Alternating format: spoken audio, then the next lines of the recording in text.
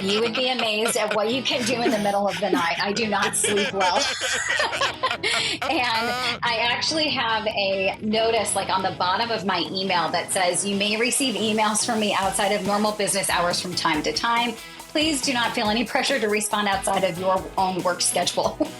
I love it. Oh my gosh. Yeah, because I'll send emails at 1, 2, 3 a.m. or, this morning I was up at 4:30 a.m. and, working by 5:30. And the last thing you want is to put pressure on someone else that they need to be working around your crazy schedule, right? What's up, my friend, and welcome to Grit, Grace, and Inspiration. I am your host, Kevin Lowe. 20 years ago, I awoke from a life-saving surgery only to find that I was left completely blind. And since that day, I've learned a lot about life, a lot about living, and a lot about myself. And here on this podcast, I want to share those insights with you. Because, friend, if you are still searching for your purpose, still trying to understand why, or still left searching for that next right path to take, well, consider this to be your stepping stone to get you from where you are to where you want to be. What's up, my friend, and welcome back to the podcast. I'm your host, Kevin Lowe, and you are joining me today for what is episode number 240. As we are closing in on the end of 2023, I want to hear from you. If you listen to this podcast, I want to be sure that I'm giving you stuff that you want to hear, that I'm giving you stuff that brings value to your life. And I am encouraging you to sign up for my mailing list. That is gritgraceinspiration.com/newsletter. For one, because, well, I want you to be on the list, but also because I want you to have easy access to me, because I want to hear from you, my listener. I want to know, what kind of topics would you love to hear me talk about? What guests would you love to hear me interview? Let's make 2024 your year. I want to make this podcast mean something to you. So please sign up today at gritgraceinspiration.com/newsletter to get on the list. And that way you can have easy access to me to let me know what you want to hear. Inside of today's episode, I am joined by Adriana Cowdin. Now, Adriana is a highly accomplished entrepreneur. Matter of fact, she's a 4-time entrepreneur, highly decorated, highly achieved woman who has done amazing for herself. But what separates Adriana from the rest is the fact that she's done all of this while being sick so much of the time. What people don't realize is that this woman, she's been operating a business from a hospital with a laptop, and she's been doing it all while sick. Because Adriana, she lives with 8 different chronic illnesses. Yeah, 8. And yet she still strives to do her best in life, to be a well-accomplished entrepreneur. So many times in life, we feel like the world is against us. We feel like our health is failing. And I can't help but think to myself, wow, why did Adriana never give up? Why did she never just throw in the towel? Why hasn't she just fell victim to her circumstance? Well, I don't know. Maybe you'll get to discover that inside of our interview with Adriana today. What is it that's inside of her that has kept her going, kept her striving for more, even in spite of all the odds stacked against her? Today, I encourage you to get your inspiration, to get your motivation from this amazing woman, a 4-time entrepreneur living with 8 different chronic illnesses. And yet she's here today, inspiring us to be better in our own lives. Friend, welcome to the podcast. Here is my interview with Adriana Cowdin.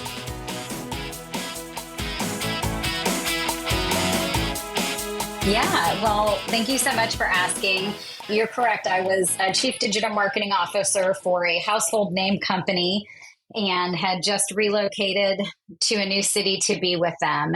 And unfortunately, about, I would say 6 or 8 months after I started in that role, Like you said, I took a sip of water and I just doubled over in pain and fell to the ground. And so I had my then boyfriend, now husband, come pick me up and, of course, take me to the hospital. And they did what every emergency room does, poke on your abdomen, run a bunch of tests, and said, it looks like you need gallbladder surgery. And so they admitted me, scheduled me for surgery and removed my gallbladder. I went back to work 4 or 5 days later.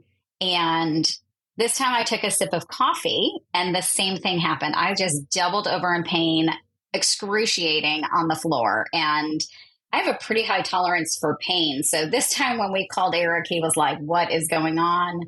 Went back to the same hospital and they ran different blood tests and diagnosed pancreatitis. And that turned into what has become an ongoing battle, health, professionally, personally, physically, for the last, I think, 8 or 9 years now. I ended up spending between 2015 and 2016, I spent the greater part of 6 months fully hospitalized, going in and out for weeks or months at a time. And the two most common things with chronic pancreatitis are extreme pain, which is clearly how it was identified in me originally, and nausea and vomiting.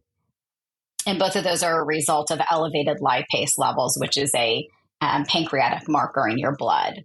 But yeah, I ended up leaving corporate America in the middle of 2016. And because I'm stubborn, I started my own company, a digital marketing agency, and have been on that journey for the past 7.5 years or so, and was blessed enough to grow it rather well and sold it off this summer in 2023. And to your point, it has definitely marked a moment of transition in my life from one simple sip of water and followed up by a sip of coffee.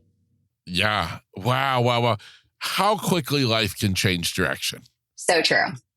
Yeah. Wow. Now, what got you into corporate to begin with?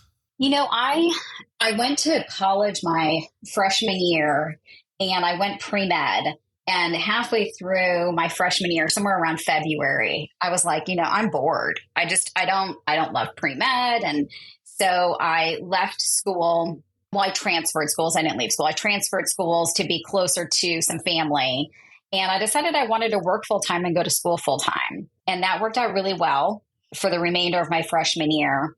And then that summer, I went and visited a girlfriend from my first school out in Denver. And she happened to be interning at the university president's office. And I walked in his office on his lunch break one day and said, hey, can I get into a college night and weekend classes? Because I would like to work full time. This was, I think, the middle of July. And he said, well, you're a little late to apply, but let's see what we can do. And I got in, and kind of the rest was history. I lived in Denver for 10 years, worked full time, went to school full time, and just loved it. And as I was working, I was falling more and more in love with business. I started my career in human resources and have never really gotten away from the love I have for recruiting and helping people in their careers. But in terms of profession, I was recruited away from a division I was in at a major telecom company by the senior vice president of marketing.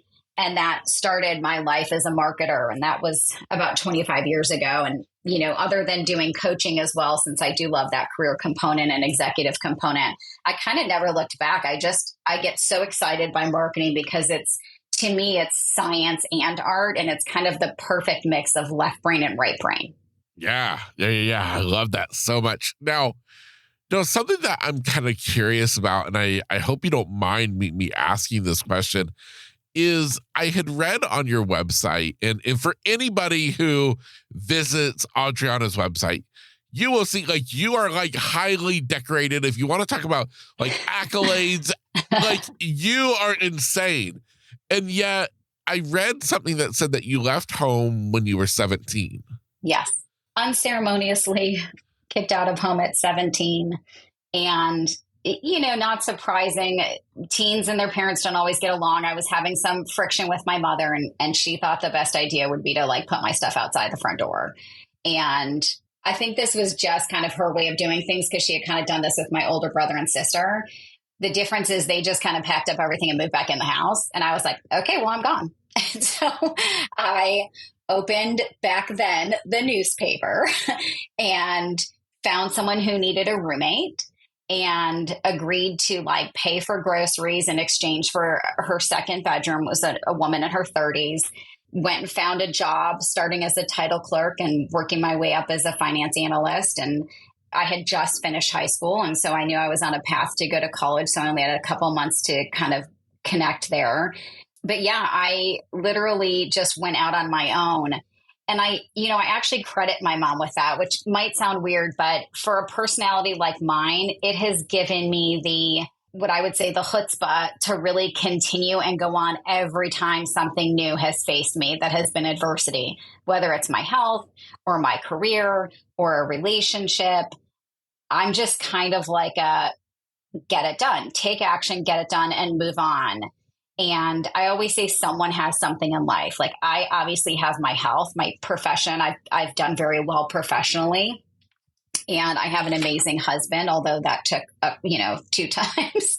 But, everyone has something, relationships, finance, health, whatever the case may be.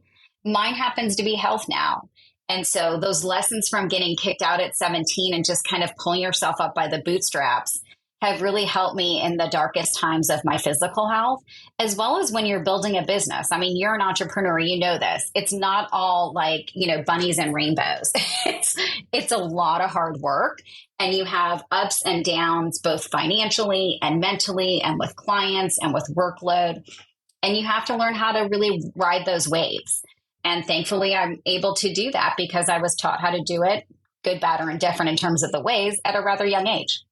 Yeah, I love it. Now, have you, like, even as a child growing up, always kind of had this feisty, fiery type disposition about you? Or is this something that you kind of grew into later in life? That is such a good question. My grandfather, my mother's father, nicknamed me Pistol, so that probably answers it. And my former in-laws nicknamed me the Sergeant. So I've kind of always had this fire in me. I was never really like your typical kid. I never understood, nor did I watch cartoons. I don't watch animated movies. Like I just didn't do that. I started reading books at 2 and I still am a book junkie and proud to be an author. And so I would have my nose in a book. I would spend like every afternoon, if my mom couldn't pick me up from school, which was most afternoons because she was a single mom with 3 kids and worked 5 jobs, I would just sit in the library and like peruse the books. Like to me, the most amazing smells are like freshly sharpened pencils and library books. So I've always been feisty and I've never kind of been a quote unquote kid, if you will. I was like an adult, an old soul stuck in a small body. And I still am. Yes. I'm still very petite. I'm like 5'2", 95 pounds. I'm not that big of a body now, but still that older soul, if you will. Yes. Oh my gosh. That is so funny. Now, what do you credit to you finding such success in your career endeavor? And even I mean, if we want to talk about school in general, because I mean, college, I mean, it's no easy feat. What do you credit for that success? Yeah, I would say that it's hard to put just one thing, but honestly, it's the name of your podcast and business. It is a combination of grit, grace, and inspiration. And you have to be able to look at a no and flip it to the word on and just move on. And so that's how I've looked at my profession. If I ever got a no, I thought, okay, there is a reason that the universe and God do not want me going in this direction. I need to move on. So flip that no to ON and move on. The same thing professionally, moving on. I will tell you the biggest struggle has been health-wise, because I have a number of conditions that were not only hard to diagnose, but I have one even now that no one can seem to diagnose. And that is when it becomes really the moment of grit, right? Where you go back to it and go, okay, well, no one can figure out what's going on despite what I'm telling them, despite what they're testing. And so I'm just going to have to like grin and bear it and get through this with grit. Everything else, I always say grace and ease. Whether it's like trying to open a shower door or a pill bottle or trying to close a client or pitch a new client or speaking, use grace and ease. You should never have to force things in life because if you're forcing them, it's not naturally meant to be. Yeah. Yeah. I love it. I love it. Now, kind of talking about the health issues, which is really kind of where we started our conversation at. Talk to me a little bit more about that, unpacking for me a little bit more of exactly what kind of led into, like, we talked about that sip of water and Yeah. what that did. But talk to me a little bit more in depth, because, I mean, your medical history is pretty insane. It's ridiculous. Like that's all you can do is laugh at it at this point. Actually, I'm going to tell you all of the conditions I have. And if you can imagine how crazy this is, I actually have to go into my list to remember all of them. So Okay. since 2015, I've had 32 surgeries, most recently 8 weeks ago.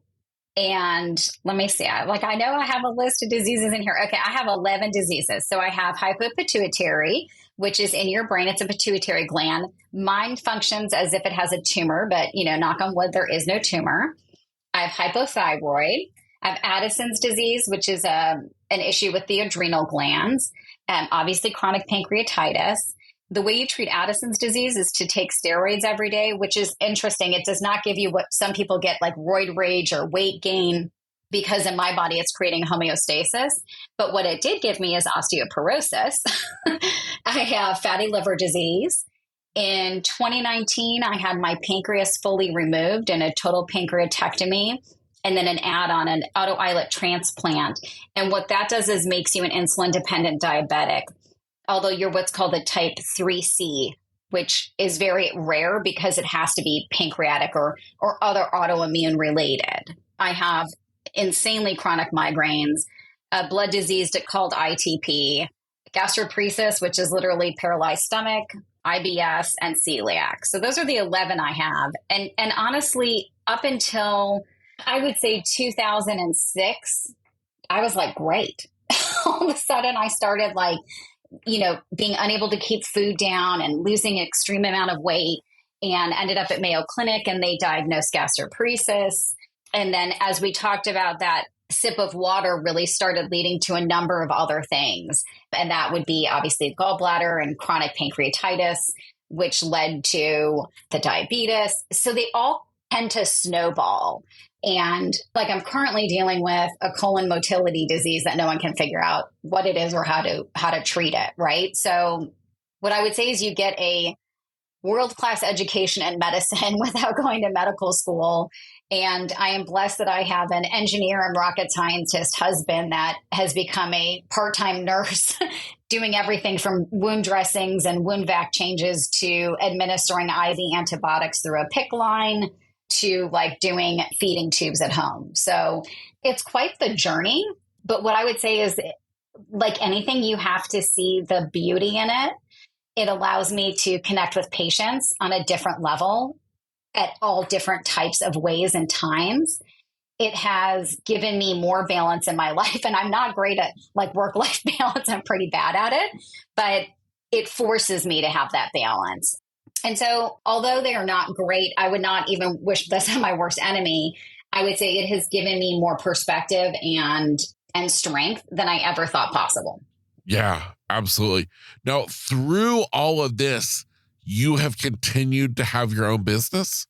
Yes. So I built Decaf Digital, which was the marketing agency, from May 2016. And ironically, I sold it at the end of May in 2023. However, for the last 25 years, I have continued to do executive and career coaching. And I work primarily now with executives, whether it's just executive coaching in their current position or a founder or entrepreneur, or if it's to transition in career.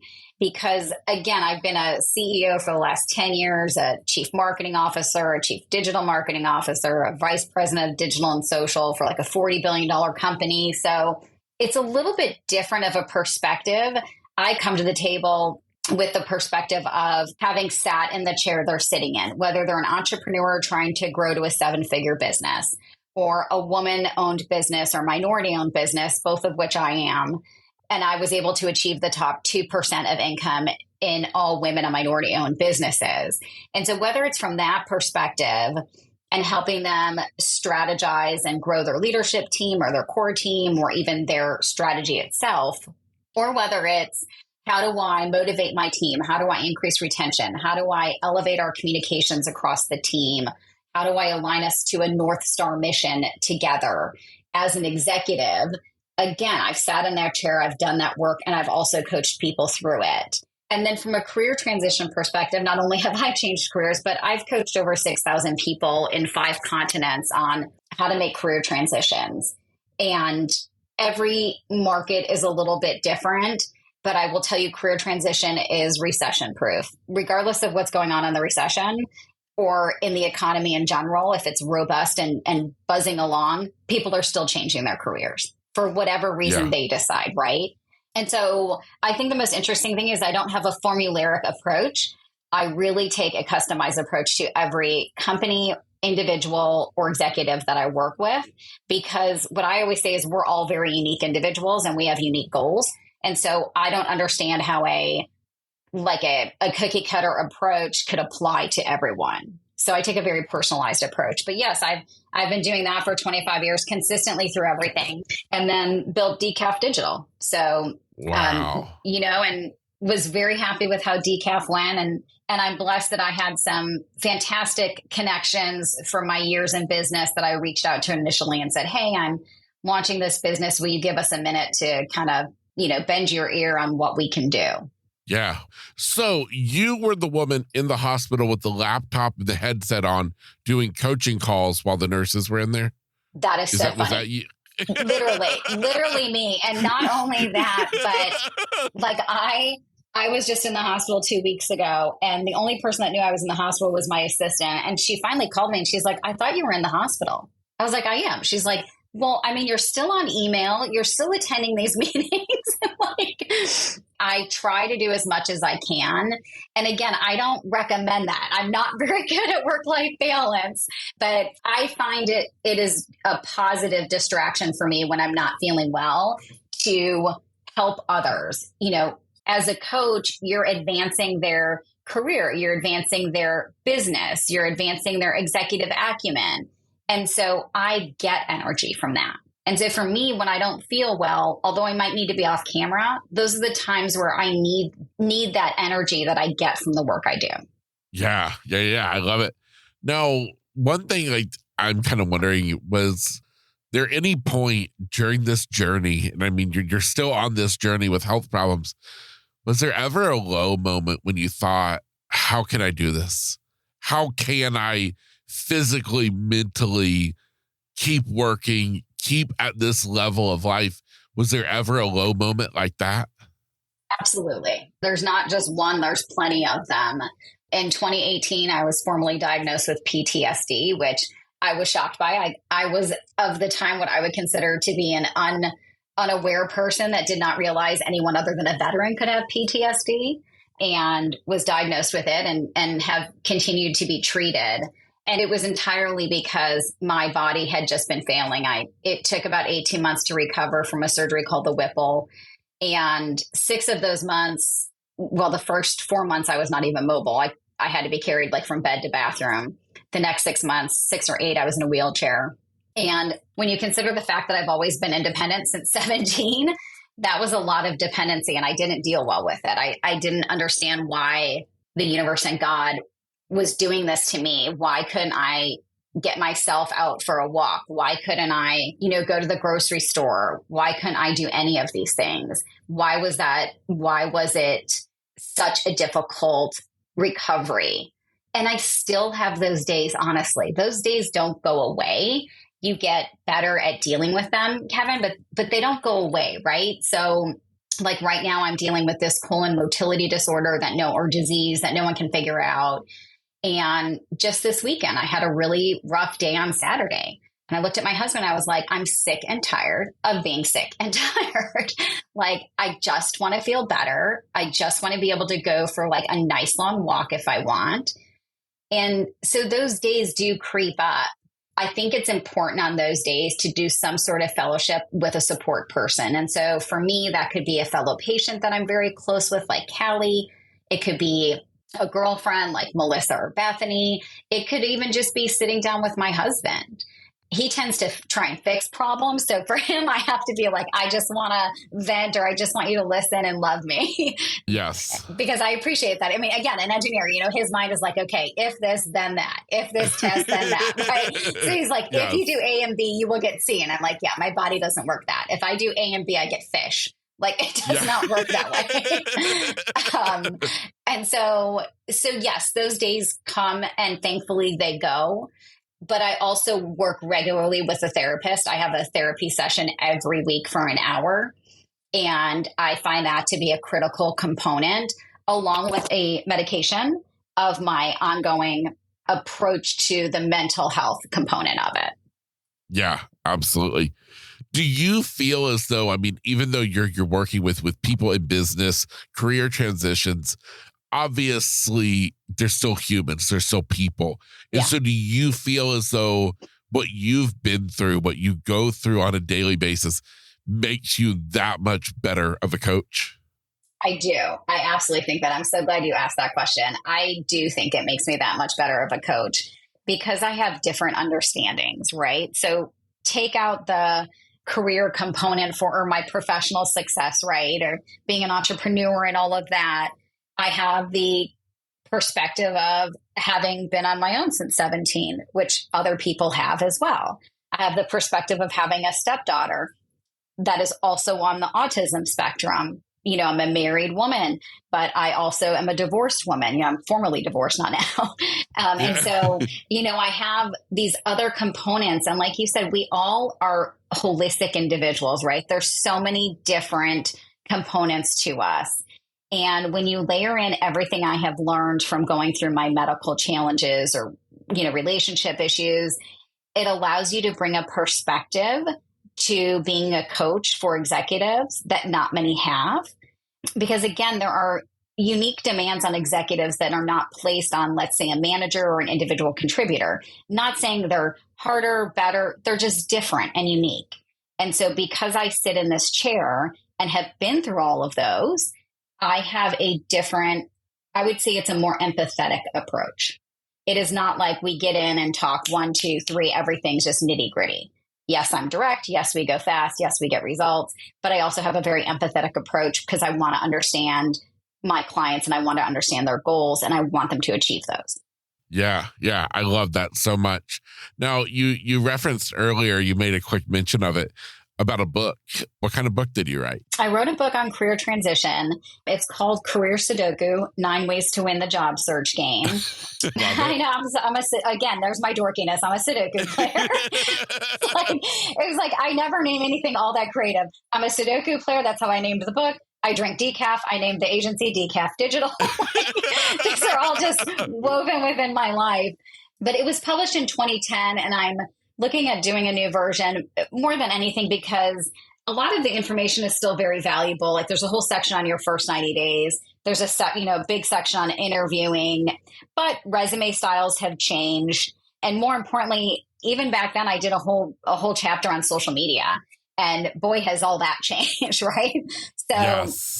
So it is still chock full of great ideas, and you can get it on Amazon, but it's what I would consider to be outdated in terms of resume and social media. And so the way I do that now is I write a ton of blogs. And so I keep the blogs as updated as possible. Yeah, I love that. I love that. Makes you kind of wonder, how does she have time for it all? You would be amazed at what you can do in the middle of the night. I do not sleep well. And I actually have a notice like on the bottom of my email that says, you may receive emails from me outside of normal business hours from time to time. Please do not feel any pressure to respond outside of your own work schedule. I love it. Oh my gosh. Yeah, because I'll send emails at 1, 2, 3 a.m. or, this morning I was up at 4:30 a.m. and, working by 5:30. And the last thing you want is to put pressure on someone else that they need to be working around your crazy schedule, right? So yes. Yeah, so that's how I find time, middle of the night. And I do block out what I call balance hours every day on my calendar, which are non-meeting hours just for me to rebalance a workload, rebalance my mental state, maybe go for a short walk or, grab a cup of coffee in the afternoon, decaf. But yeah, I always use balance hours too. Yeah, I love it. What about for the woman who's listening today who doesn't have the nickname of Pistol, Yeah. who but is going through stuff herself. She's dealing with her own life altering, medical conditions and just the challenges of life. What would you say to her as any words of wisdom, of words of encouragement? What would you say to that woman? I would say lean in heavily to your support system and specifically your girlfriends. Women understand each other in a way that men simply can't, which, just makes sense.